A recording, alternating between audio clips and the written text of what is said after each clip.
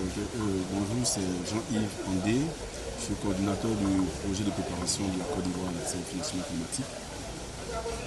Alors, pourquoi vous avez jugé qu'il était bon, à un moment donné, de préparer la Côte d'Ivoire à l'accès au financement climatique?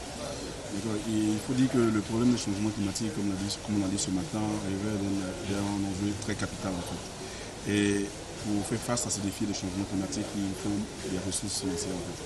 C'est ça que nos pays sont des pays très, je dirais pas très pauvres, mais des pays pauvres, mais qui subissent en fait un peu plus les effets des changements climatiques que les pays en développement.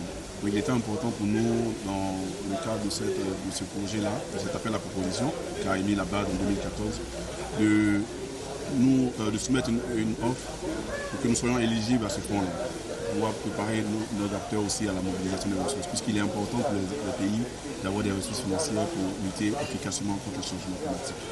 Donc en 2014, l'appel à proposition de la Banque africaine de développement, le programme national de changement climatique du ministère de l'Environnement soumet une offre qui est acceptée en août 2014.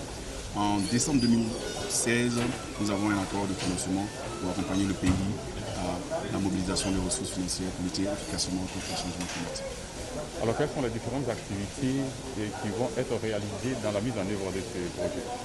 Il faut le dire, dans le cadre de ce projet-là, nous avons un projet à soumettre au fonds d'adaptation, donc qui adresse les questions d'agriculture et ressources en eau, qui sont des secteurs vraiment impactés par les changements climatiques, qui sont aussi des secteurs qui sont à forte vulnérabilité dans les INDC de la Côte d'Ivoire.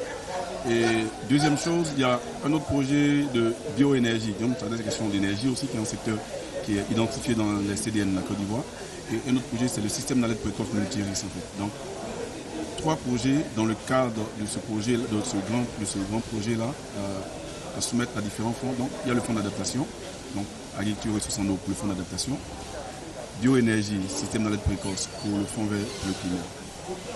Alors, est-ce que vous êtes en train de nous dire qu'avec ce projet, à soumettre au fonds d'adaptation de la base, la Côte d'Ivoire est prête à aller négocier avec efficacité et à capter véritablement des financements pour pouvoir lutter efficacement contre la délimitation?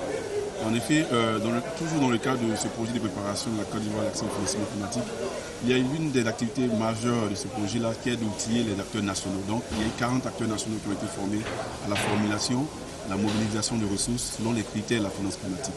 Donc, je pense qu'au sortir de ce projet, donc à la fin de ce projet-là même, nous serons capables au niveau national déjà d'amorcer en fait, le début de la mobilisation des ressources financières.